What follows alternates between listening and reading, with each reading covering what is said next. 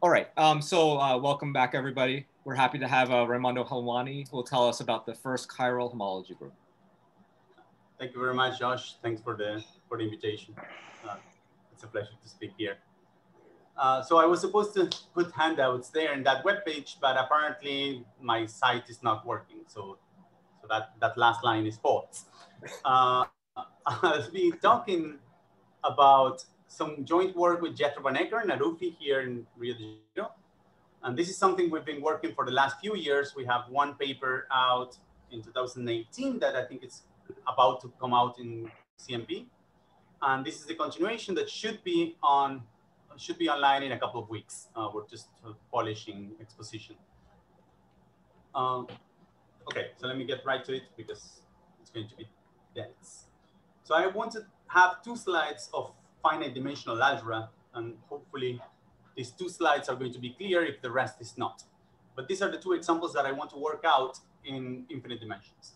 So let A be just an associative algebra. It doesn't need to be finite dimensional, but M, take it to be a finite dimensional module. Then you can take traces of your elements of your algebra acting on your module. And these traces give classes in the Hochschild homology, or actually the dual of the Hochschild homology of your algebra in degree 0. These are just symmetric functions on your algebra A. In addition to that, if your algebra itself has some finiteness condition, like being finite dimensional and semi-simple, then every symmetric function on A comes from functionals like this. There are traces on some modules or linear combination of those. And this is the degree 0 example that I want you to keep in mind. Traces on modules are classes in the dual of Hochschild homology in degree 0.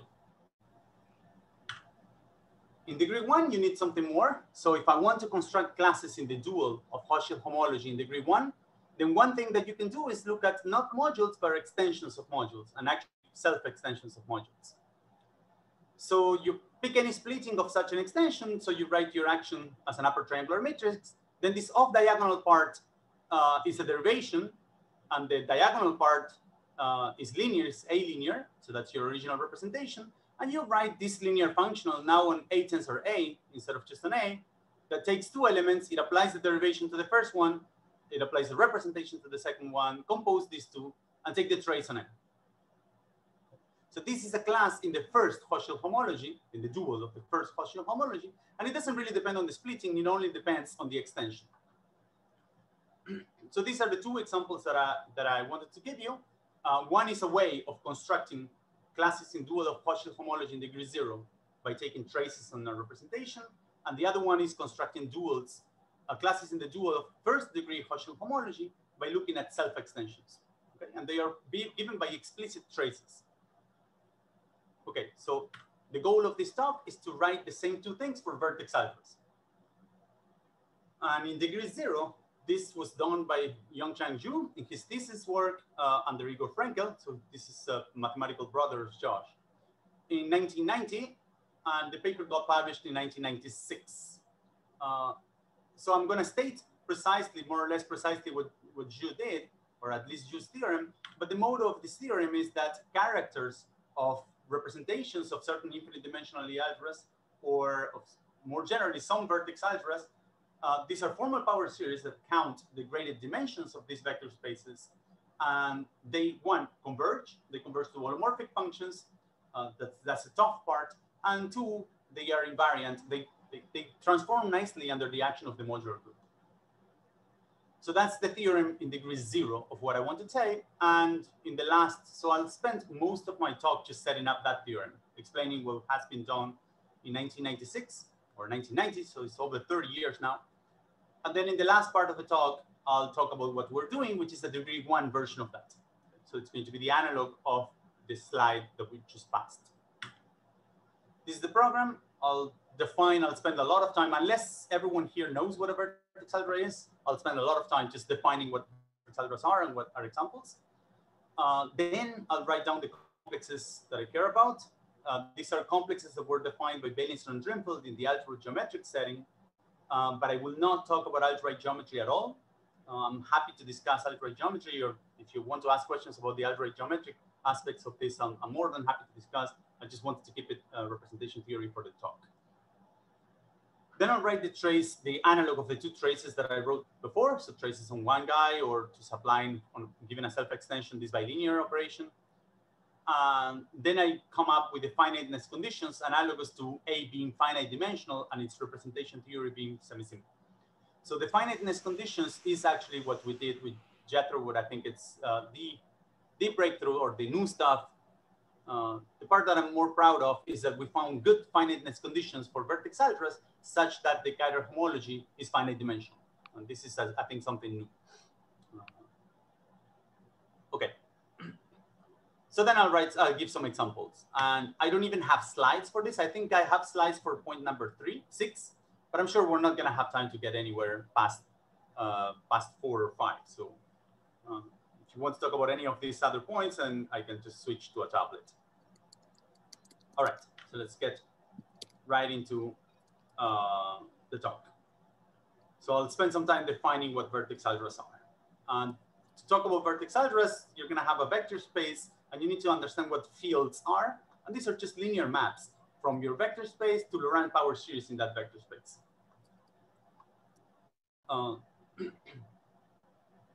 The strong condition that I'm going to impose on fields whenever I talk on fields on vertex algebras is that they are local. So whenever you give me 2 such fields, then if you compose them in one way or you compose them in the other way, they are the same as long as you multiply by a high enough power of z minus w here. That equality there doesn't really make sense as stated. So this side here is in this vector space, this side here is in this vector space, and you can compare them both inside of this vector space. Just write down the formal power series, both in z and z inverse and w inverse, and then you want that this side is equal to this side. That's a very strong condition of fields. The second definition that I want to have for fields is that if you have a field and you choose an endomorphism of V that we're going to fix throughout, called the translation, then I would want my fields to satisfy this differential equation. This is just a formal differential equation. This is the derivative of a Laurent series once I apply it to a vector V.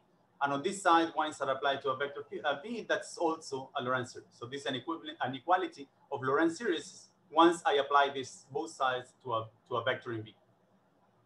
That's what's going to be in translation invariant. This is essentially saying that T, or the adjoint action by T, is an infinitesimal generation of translations in Z. So I can give a quick definition of vertex algebra that allows me to give examples fast.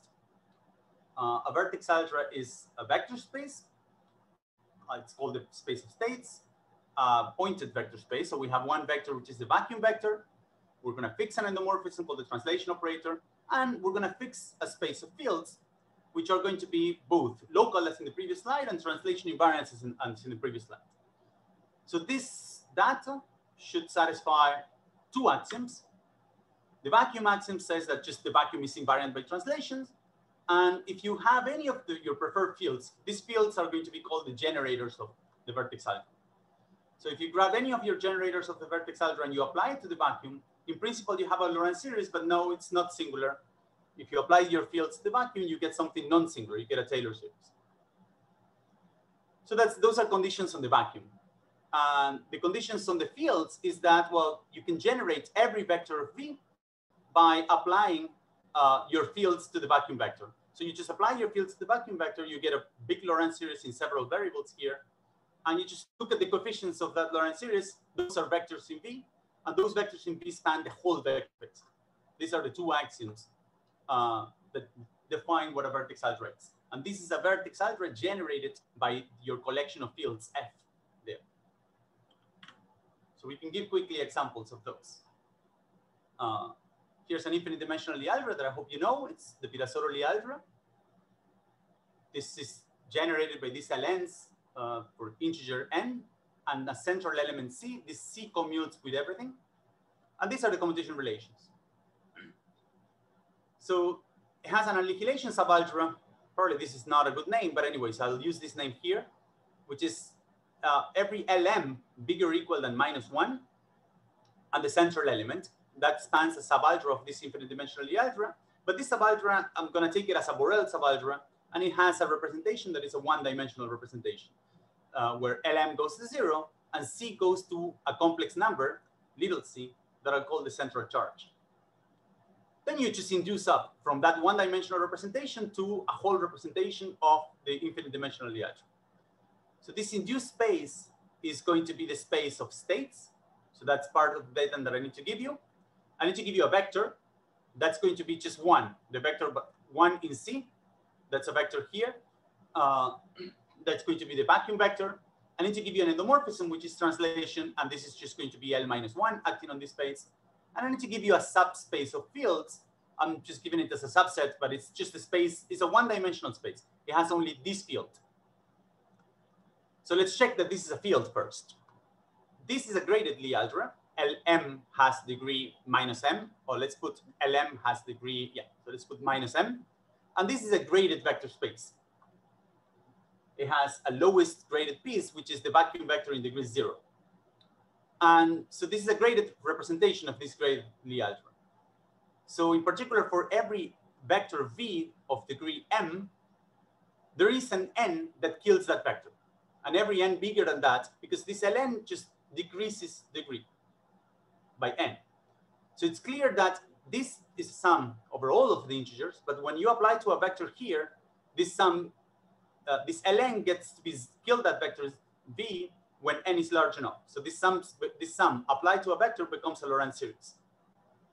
So this is indeed a field. This is a map from this vector space to Lorentz series with values in that vector space.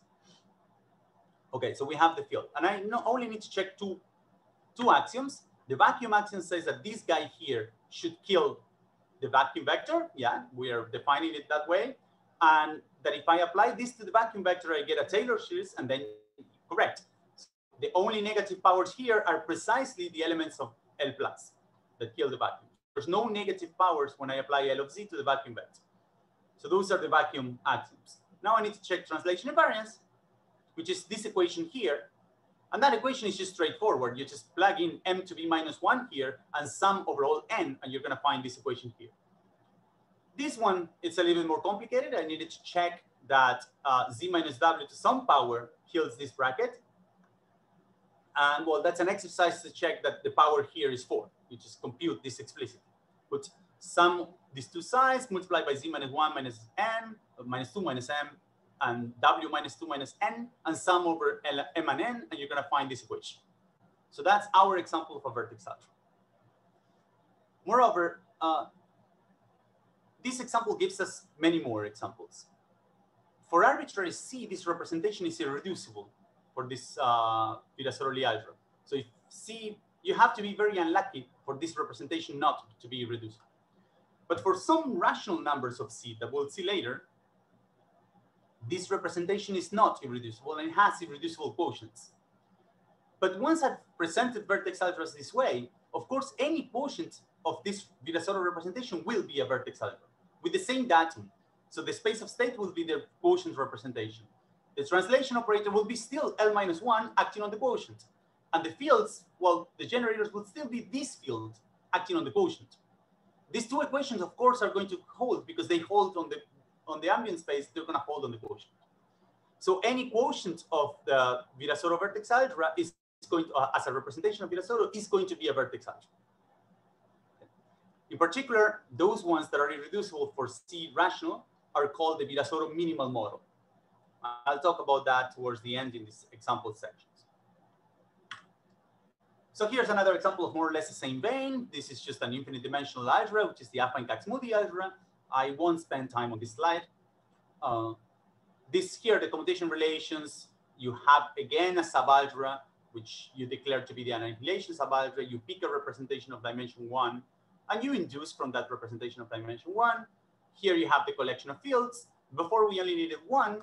Now we just need 1 for each element of the Lie algebra G. So this is a finite dimensional vector space, which is just like, which is isomorphic to our finite dimensional simple Lie algebra G we started with.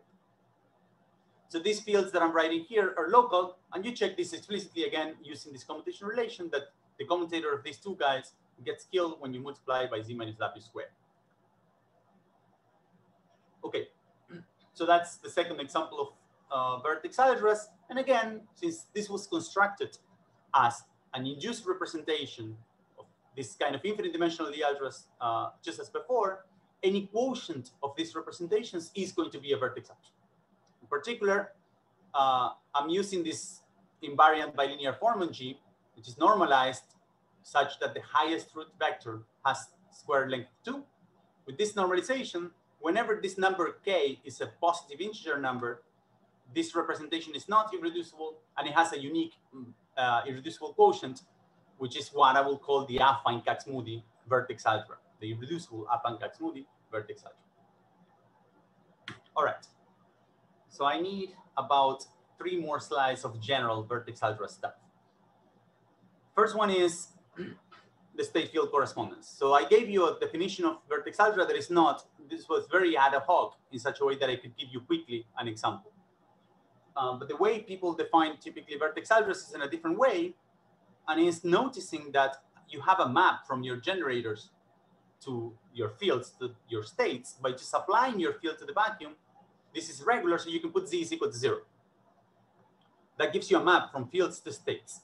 And this map can be extended, it's injective, and it can be extended in a unique way. You can add more fields in a unique way compatible with all the axioms that you already have. So locality and translation invariance in such a way that the maximum that you can add is actually isomorphic to V. So when you reach this, then you have an inverse map to this statement. So namely, for every vector in V, you have a state that whenever you apply that state to the vacuum, you recover your original vector. Whenever you apply that field to the vacuum, you recover your original state A. So this is known as the state field correspondence.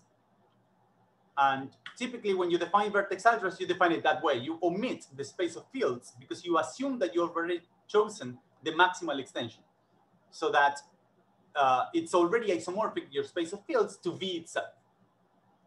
So it's a tuple V, a translation and a vacuum, and a state field correspondence that for every state you have a field subject to the vacuum axioms as we had before. Okay. But with that definition, now that I know that for every vector V in V, I have a corresponding field, then I can view a vertex algebra more like an algebra kind of object. It's a vector space with a multiplication. So this really starts to look like an algebra. I have this multiplication. Whenever you give me two states, you obtain the field for one of the states and apply it to the other state. And since this is a Laurent series, well, this is our multiplication has values in Laurent series. So that's a vector space with a multiplication that has some, that multiplication satisfies an axiom. And here is the axiom. It's not important, the particular technical aspect of this axiom, but the point is that you can collect all of the axioms that I wrote before, except the unit, except the existence of the vacuum vector, into just one equation, which is this equation. And it's parametrized by rational functions with singularities in 3 divisors. Either these are rational functions in 2 variables, z and w, which are singular at z is equal to 0, w is equal to 0, or z is equal to w. And let's say that I apply this to a state C, both sides of this equation. This side looks like A applied to B applied to C. So it's a multiplication where I have B times C and then A times that. This side looks like A times C and then B times that. And this side looks like first A times B and then that thing to C. So depending on which functions you test this equation, you're allowed to choose any function f of z and w here. You're going to get different axioms. So this is a collection of axioms, one for each function f. And this is what Borchers originally wrote in the original definition of vertex algebra. The nice thing about this definition is that it allows me to quickly tell you what a module for a vertex algebra is. Just replace the action, the multiplication acting on V by just an arbitrary vector space. So now the multiplication is from V on a vector space satisfying the same axioms that the multiplication for V acting on V would satisfy. Here, there are 2 multiplications going on. Everything in red is the module, so this side is acting on the module. But this inside is A, which is in V, acting on B, which is in V by the multiplication of V. So that's what's going to be a module for a vertex algebra for me. Okay. Perhaps I'll just, I can say a few words about this slide. So I gave you as an example of a vertex algebra, the Virasoro vertex algebra itself. And to have a morphism of vertex algebras is just to give me a map between the vector spaces that intertwines the multiplication. In particular, it sends your generators to some other vectors, to some other fields in your vertex algebra. So I'm going to be looking at vertex algebras that come with a morphism from Virasoro and with an internal morphism of Virasoro. Namely, I can realize the image of the Virasoro field by a vector, by a field associated to a vector in my vertex algebra. So what this gives me is operators of Virasoro acting on my vertex algebras, and it acts in an internal manner. In particular, I can ask for features that the Virasoro algebra itself had. So the Virasoro algebra had this feature. The translation operator for the Virasoro algebra was L-1. So I'm going to require this on my vertex algebras. And another feature of the Virasoro algebra is that L0 gave me a decomposition of the Virasoro representation. The Virasoro representation was graded and was graded by the eigenvalues of L0. So I'm going to require that too. And examples of vertex algebras that are conformal is the affine Kac-Moody vertex algebra, as I told you, whenever this denominator is not 0. So whenever this parameter k, that was the level for the affine Kac-Moody algebra, is not minus a check here is 1/2 the eigenvalue of the Casimir element acting on the adjoint representation. So that's called as the critical level. And as long as k is not critical, namely this denominator is not 0, this vector here is a conformal vector. If I take the associated field in the affine algebra, this is a Virasoro field.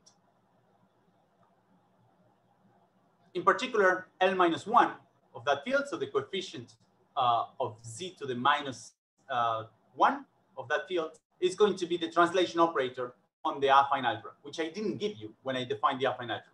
I didn't tell you what T was. I'm doing this of looking at conformal vertex algebras at this time because I only want to see L0.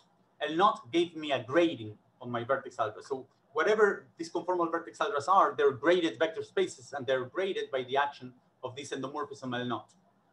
So whenever I have a graded vector space, I can look at its graded dimension. And for this to be well defined, I need these vector spaces to be finite dimensional. So this is a formal dimension of a formal sum, which is the formal dimension of this vector space M. Or I can do something more. I can start to look at what would be my replacements of the finite dimensional situation. This is my vertex algebra. I have a module, and I can take traces of my elements acting on my module. So this very much looks like the picture in the first slide. And this is going to be my candidate for being a class in the dual of the zero Hochschild homology. Okay. So that's what I just said, and that's what we're going to start to do. So now I'm going to slow down. So I assume that there were many people that knew what a vertex algebra is, but I assume that not that many people know what chiral homology is or what conformal blocks are. So let's slow down a little bit. And I'm going to write for you a very explicit two-term complex that takes my vertex algebra, and it also takes some space of functions. So space of functions on an elliptic curve or on powers of an elliptic curve minus diagonal divisor. So these are meromorphic functions in n variables. And this tau is a parameter in the upper half plane. And these functions are biperiodic with periods 1 and tau. And they can have poles at the diagonals. Ti is equal to Tj. In particular, I am kind of like being very fancy about the spaces because F1 is a function of one variable that doesn't have any poles because there are no different I is equal to j. And it's biperiodic, so these F1s just consist of constant functions of t. But they might be dependent on tau, and I would want that to be a holomorphic dependence on tau. F2, these are functions on two variables that may have singularities at t1 is equal to 2. And it's easy to see that those functions can only be functions, they're not really functions on two variables, they're functions of the difference. Any function that satisfies this is going to be a function of t1 minus t2. So hidden in this is that it's not really a function of one variable. This is 0 variables, or tau only. And this is not really a function of two variables. It's actually one variable, t1 minus t2. So when I apply this residue here, this function here is actually a function of one variable, t1 minus t2. And when I take this residue, there's no t left over. So this is where it lands. It lands in one copy of v, tensor the dependence in tau that this function f might have. Okay. This is a two-term complex, and it computes the right thing in degree 0. This here is in degree 0. This thing here is in degree 1. The differential decreases degree. That's why it's homology. And I realized that by integration by parts on this residue, I can trade a derivative or a translation in A by a derivative in F. So this term here, if I apply D1, it gets killed in C0. So I might as well just divide by that. I'm trading a derivative in the first copy of V by a derivative in this F2.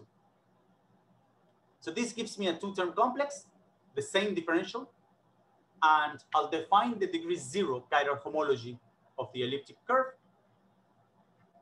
with coefficients in the vertex algebra to be precisely the homology of degree 0 of this complex. So that's a definition, and this agrees with the definition of Beilinson and Drinfeld of chiral homology. It's just that this is very explicit. It involves this by periodic functions, whether Beilinson and Drinfeld's algebra geometric and is well defined for any smooth curve. Not only it's coordinate independent, so it's defined over any smooth curve, and not only vertex algebras, but more general things that are chiral algebras. Okay, so I want to be a little bit more explicit. I just told you that functions on two variables are actually functions on one variable. These are the functions. So you define this power series of t like this. Here, these guys G are the Eisenstein series. These are modular forms. And you just write down this formal power series. It has a pole at t is equal to 0, and this converges. And the meromorphic extension is one such biperiodic function as long as k actually is bigger than 1. So when k is equal to 2, that's Weierstrass P function. That's this P2. And every other, so pk here is a derivative of pk minus 1.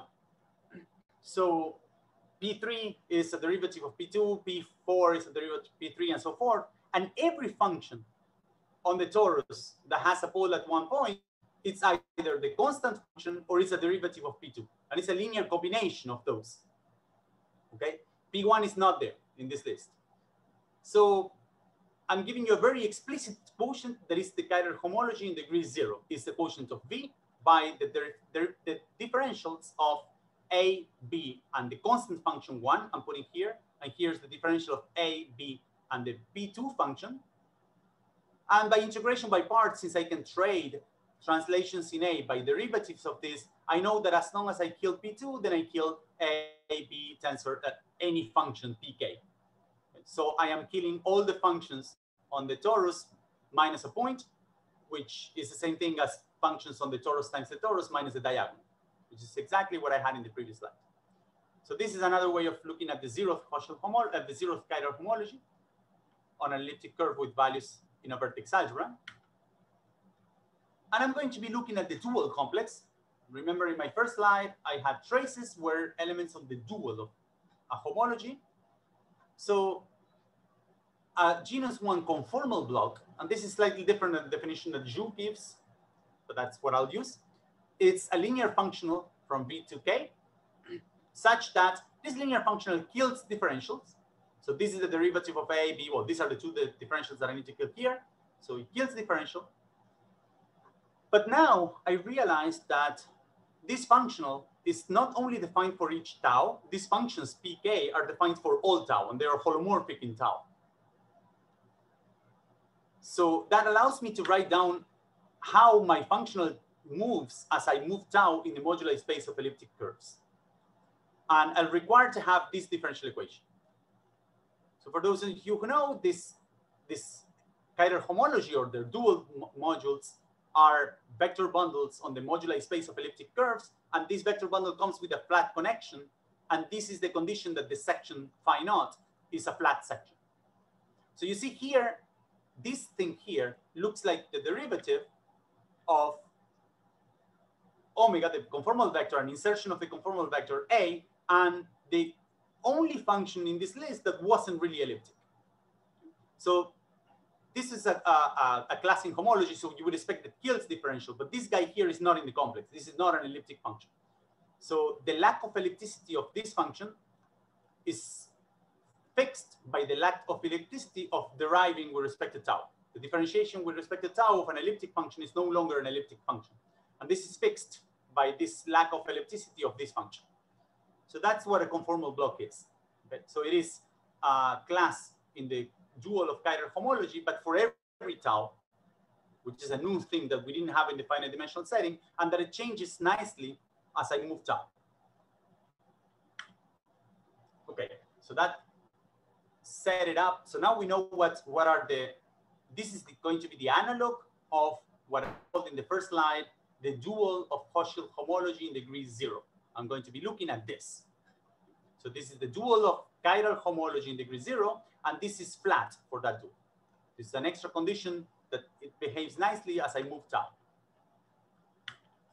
So now I need to tell you what are the analogs of the finite dimensionality conditions in the first slide. And for that, I noticed that every vertex algebra is filtered. And my vectors in my vertex algebras can be written as products of these guys, are linear combinations of these guys. I start with a vacuum vector and I apply fields or their derivatives. If I count how many derivatives I use, this gives me a decreasing filtration of my vertex algebra. The associated graded with respect to this decreasing filtration is a commutative algebra. Actually, it's much more, it's a graded commutative algebra. And the derivation, which is translation, is a derivation of degree 1. And the product is given by the normally ordered product, or this residue here, or the -1, the coefficient of z to the 0 yes, that's right, in this Lorentz series.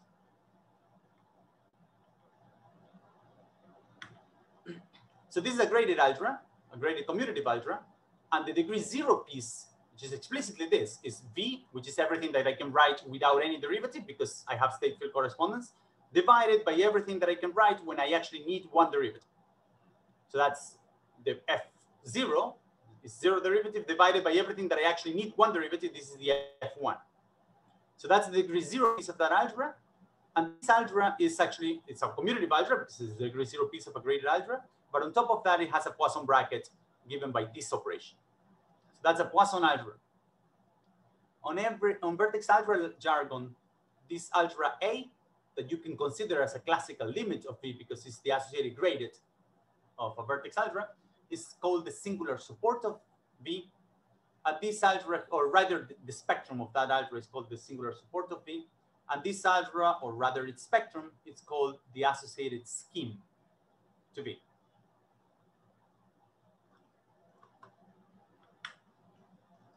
So now I can state the Jou's theorem that I started saying. So let's start with a vertex algebra. And this is my still field correspondence. This is the multiplication. So the first thing we're going to need is to identify my torus. Instead of a C divided by Z2, I'm going to view it as C star divided by Z, by the exponential map. So viewing it that way, so that means passing from tau to e to the 2 pi I tau, which is going to be Q, is going to require an exponential change of coordinates. And that is the statement that I'm making here. If on the same vector space V, I define this other field, you can check that this is another field. This is, again, a Laurent power series in Z. This gives me a vertex algebra structure in V that is actually isomorphic to the previous one. But it's an explicit linear automorphism of V that intertwines these two multiplications. And that linear automorphism is the exponential change of coordinates. So here's the finiteness condition. Suppose that the degree 0 Poisson homology of my Poisson algebra, RV, is finite dimensional. So this is just RV divided by commutators. If this thing happens, if you take any module and you write down the trace that I wrote before, but now look, this thing here looks very much like this thing here, except that I don't have this -1. So I'm looking at really just the exponential change of coordinates without the shifting. So this is a linear functional on V, and this is a conformal block. This is a conformal block for V with this vertex algebra structure. That is it's isomorphic to my original one, but it's a different vertex algebra structure. So this is the theorem of Jou. This is the main theorem of Jou, and there's many things hidden here. This is saying that this power series converges. It satisfies the same differential equation that I wrote a couple of slides ago, and it kills differentials. So that is the main theorem of Jou, that this is a conformal block. Convergence is the hard part. The hard part to prove is that this formal power series actually converges under these finiteness conditions. And this is the second part of the first slide. In the second part of the first slide, I said, in addition, if A was finite dimensional and semi-simple, every dual of the zero Faustian homology was of that form. Well, this is the same now. If V is in additional rational, this means that essentially semi-simple for associative algebras, that every representation with these conditions is irreducible. There's finitely many irreducible, and every representation is a sum of irreducible.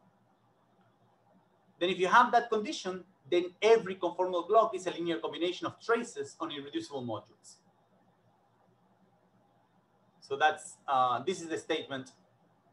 This is Jou's statement. And so we finished with the analog of the degree 0 piece, and we are back now to 1996. So this is what Jou proved in 1990. And what I want to give you a version of this in degree 1. So we define chiral homology as a complex starting like this, these two terms. So what I want to do is extend that complex. And it's natural that I'm going to be extending it to something that has 3 copies of V and functions in 3 variables. So these F3 are functions on 3 variables that may have singularities along every diagonal. If you remember what was this differential here, it meant just taking the residue along the unique singularity of this function. This was a function that had a singularity along T1 is equal to T2, and we took that residue, and we applied the fields on these 2. We're going to do the same now on each possible diagonal on this 3 variable function. So I'm going to be needing to expand my function of 3 variables along each one of the possible diagonals. So these are the 3 possible Laurent series expansions of my meromorphic function near each one of the 3 diagonals. So this is just a definition of the coefficients.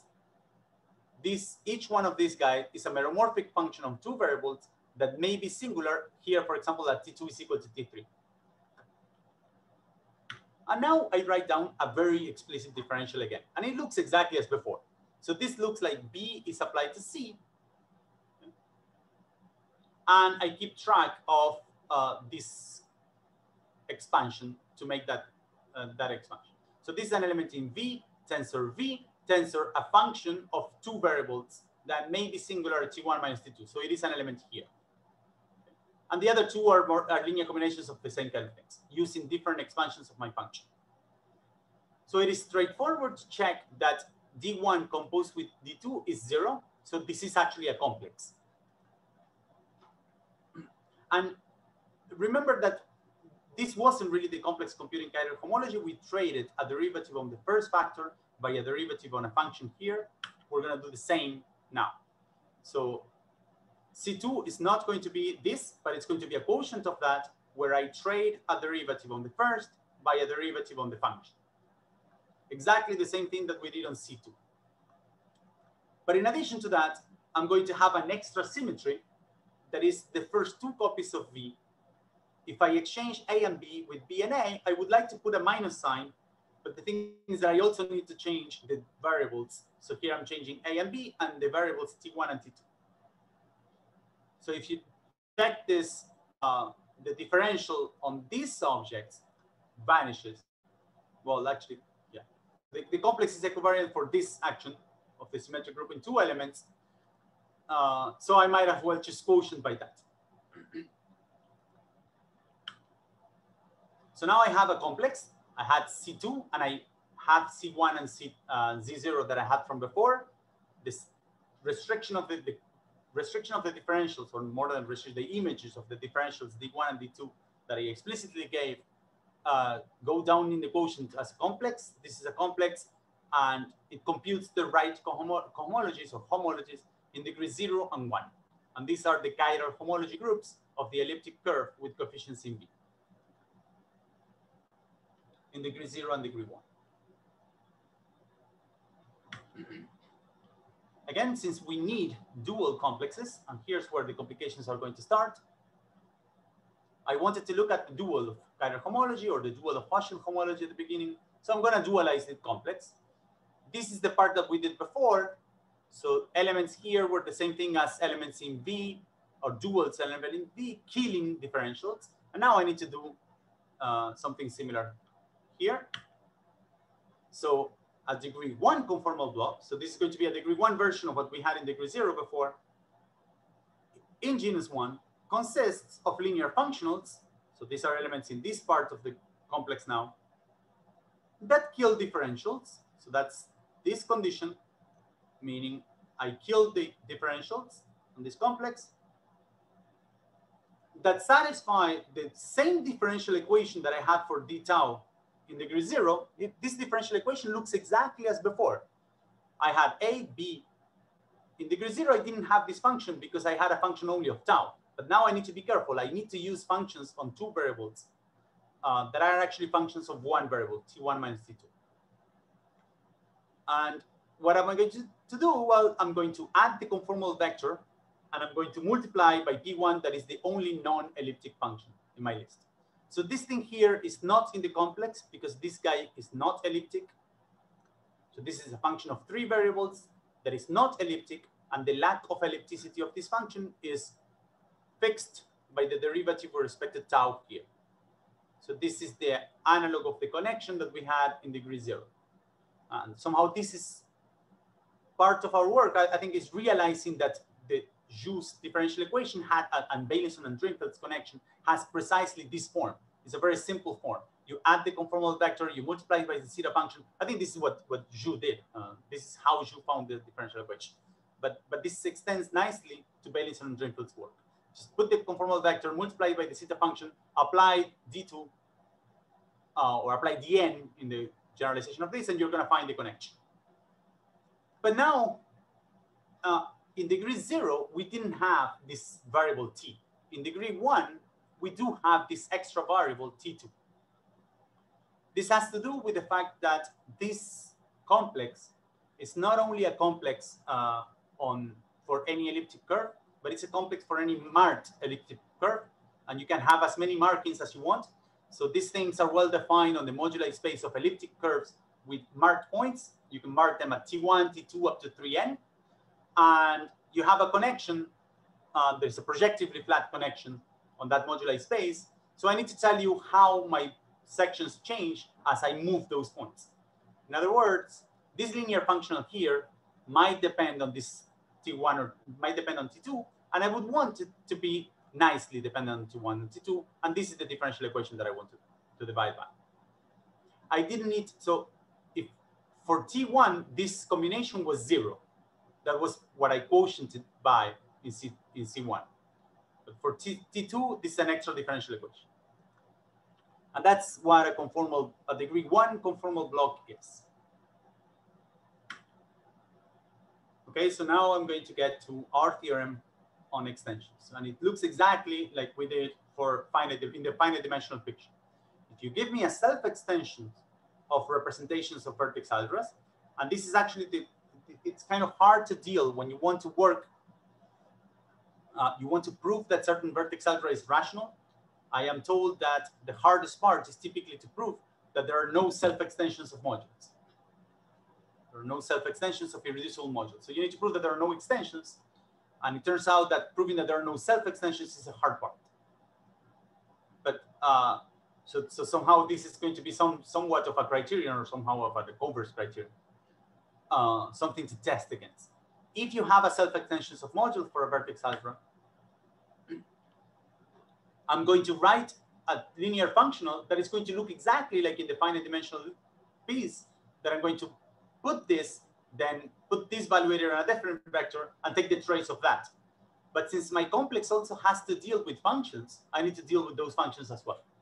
So if you give me an elliptic function on two variables, this is a biperiodic function, I'm going to need, since I am working in exponential coordinates, I'm going to need their Fourier transform.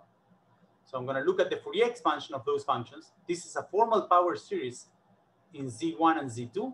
It's actually on the quotient Z2 over Z1. It converges in one domain. Here's the domain. And in that domain of convergence, if you put Z2 is equal to e to the 2 pi I t2 and Z1 is equal to e to the 2 pi I t1, then this function is equal to f. That's the Fourier expansion. So our theorem is that this is a linear functional that defines a class in the dual of chiral homology, and moreover, it satisfies the extra two differential equations. So if you grab A and B and a meromorphic function like this, and you apply the derivation to A, apply the representation to B, and take the trace of that, well, almost like that, you had a function. So you need to multiply that by the Fourier transform of that function. This formal power series in Z1 and Z2, you take the residue on Z1. So now this is a formal power series in Z2. This thing converges, and it converges to a holomorphic function in one variable. Therefore, it does not depend on Z2. So that's the statement here. This thing converges, it converges to an elliptic function in one variable, and it does not depend on Z2. And moreover, it satisfies the differential equations of the previous slide. So this is a conformal block in genus 1.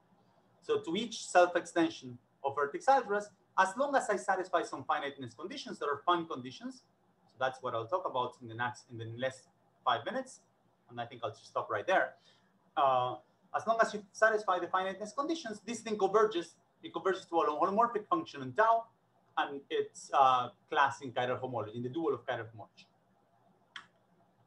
Okay, the finiteness conditions, so that that theorem at least is self-contained. So RV was this C2 quotient of the vertex algebra. It's a Poisson algebra. Therefore, the RAM algebra of RV, this is the Kähler differential, the Kähler differentials RV, acquire a new differential. And here I'm writing what those two differentials are explicitly in degree 1 and degree 2. So the degree 0 Poisson homology is the quotient of RV modulo commutators. This is what we've seen before in Joux's theorem. And the degree 1 Poisson homology is the quotient of Kähler differentials modulo this equation, these guys here, the span of guys of this one. So it's kind of natural. Joux's required, or not Joux's, but a trivial observation is that Joux's required that RV modulo this is finite dimensional. Actually, in Joux's paper, you're going to see the condition that RV itself is finite dimensional. But his argument works as long as RV modulo commutator is finite dimensional. So we're going to require that HP1 of RV is finite dimensional. So it's a nice generalization of Joux's condition. But unfortunately, that's not good enough. We also need a condition not only on the C2 quotient, which is the degree 0 piece, but we need it on the whole singular support, which is the associated graded of P. So this is a commutative algebra with a derivation. It's Z plus graded. It's a much larger piece than RV.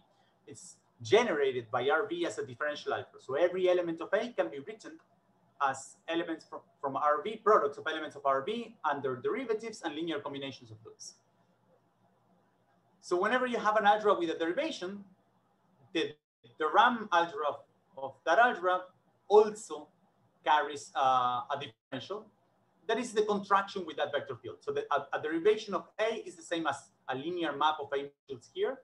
So that's T. And you extend that to a derivation of degree -1 of this algebra by the Leibniz rule. In differential geometry, this means just contracting with a vector field. And we're going to require that the degree 1 homology of this complex is finite dimensional. So that condition, this condition here, So let me say a few words about these conditions. This condition here is very mild because for most vertex algebras that are interesting from representation theory point of view, RV itself is already finite dimensional. So this is a no condition. But this condition here is a very strange, it's a very hard condition to come by. It's very difficult to prove that you satisfy this condition, and I'll give an example of this. This is a very deep problem, actually, to try to understand this cohomology. But at least it's a problem in commutative algebra, and it has nothing to do with vertex algebra. This is a problem about arc spaces. Under these conditions, this is our theorem. The chiral homology in degree 1 for an elliptic curve is finite dimensional. So that's analogous to the condition of having one. So that's under this condition, the first chiral homology is finite dimensional. Let me just finish. I'll rephrase this condition of the first Kojoule homology being finite dimensional. Let's take a freely generated algebra, which is commutative, Z plus graded, and with a derivation of degree 1.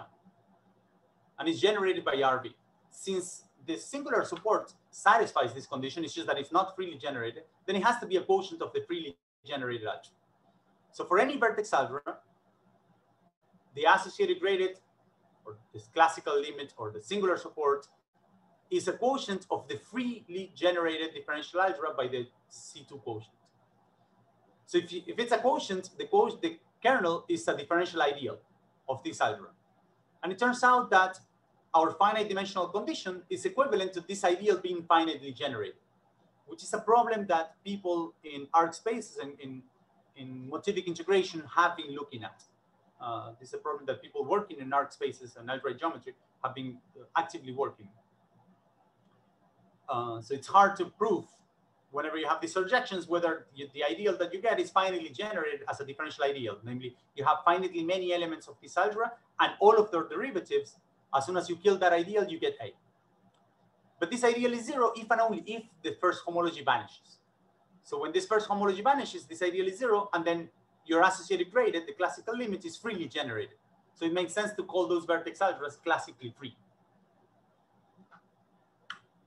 So a theorem, I haven't mentioned what the Jou algebra is, so I'll just state the second part of this theorem. But the point is that in our work in 2018, what we proved is that if you look at the limit as q goes to 0 on the elliptic curve, so the nodal elliptic curve, then the chiral homology equals the Hochschild homology of the Jou algebra of V.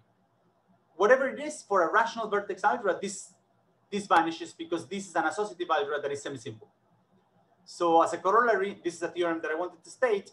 For any rational, classically free vertex algebra, the first chiral homology vanishes. And this is for every tau, not only at tau is at the limit.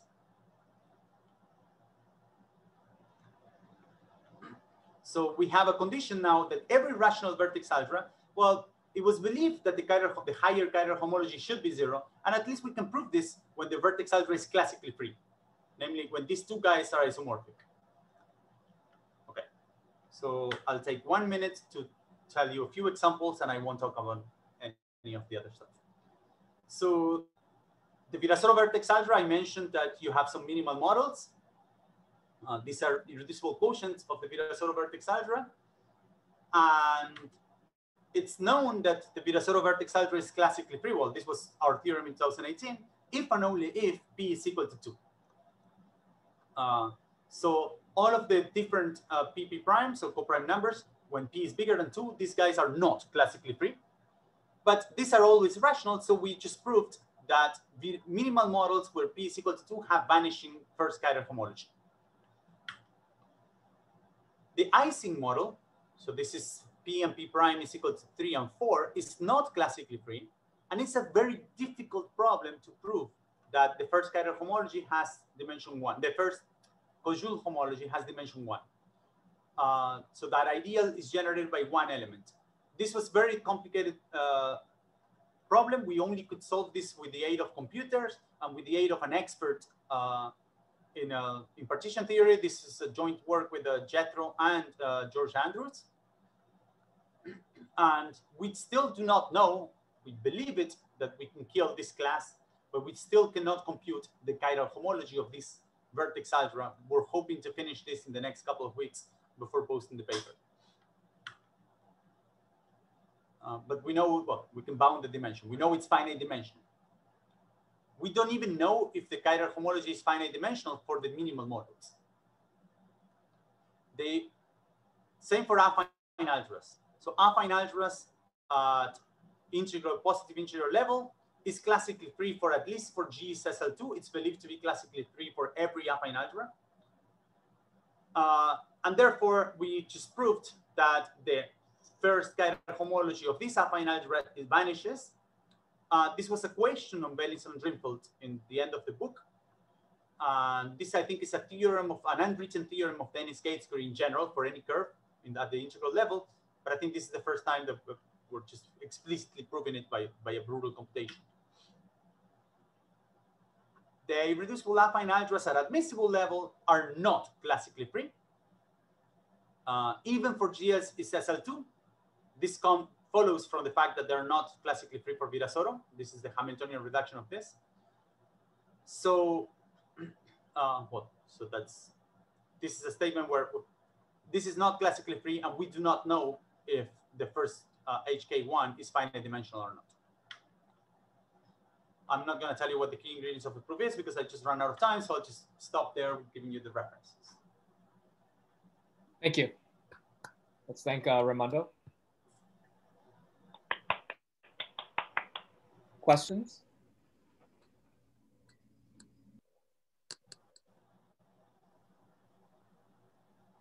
So I don't know, do people study even the higher chiral homology?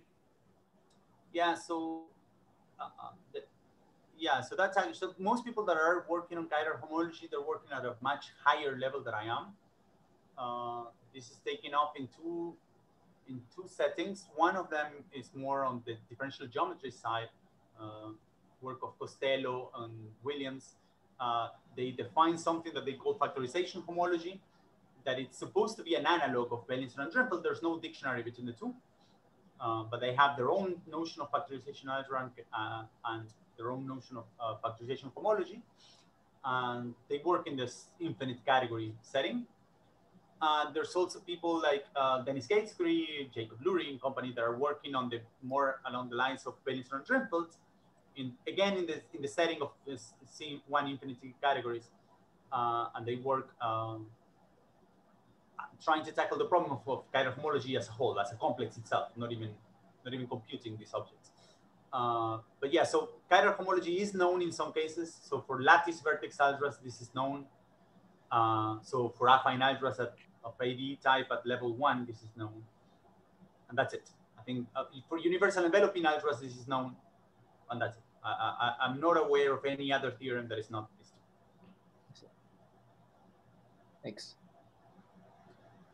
I have a question for Reimundo. So you mentioned that about the Ising module that is not classically free. Yeah. Yeah, that's very interesting. So that map, it's only surjective in that case, in your sequence. So were you able to give a description of the kernel of that map? Yeah, so that's the very hard problem. So this is this paper. Mm-hmm. Okay, yeah. That is a very complicated problem. So we have a one generator. It's a very explicit generator. Perhaps I can even write it. Well, no, I can tell you what this generator is. It's in degree 9 in the vertex algebra, and it's the third derivative of the conformal vector times the conformal vector times the conformal vector. It's a linear combination of two things: third derivative times conformal plus second derivative times first derivative times conformal vector. So it's a linear combination of these two guys in degree 9, conformal weight 9, that generates the ideal. And the proof of that, it's a long story, but it requires writing down new Q series identities, partition identities that compute the character of the Ising model in a different way as we knew before.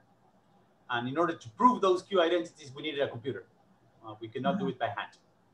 Are these Q identities new, or you recover some classical ones? Yes, they are new. There were some, so they are sort of like quasi, in the language of Q identities, these are known as quasi-particle sums. Well, you know this better than me, probably. But so what we found is quasi-particle expressions, not only for the Ising model, the vertex algebra, but every module. So the three modules, not only the Ising model has three modules, and we found partition identities for those three modules that are new. That's interesting. Thank you. Other questions for Reimundo? Okay, let's thank him again. Thank you. So I'm going to turn off the recording in case we want to talk for a few more minutes.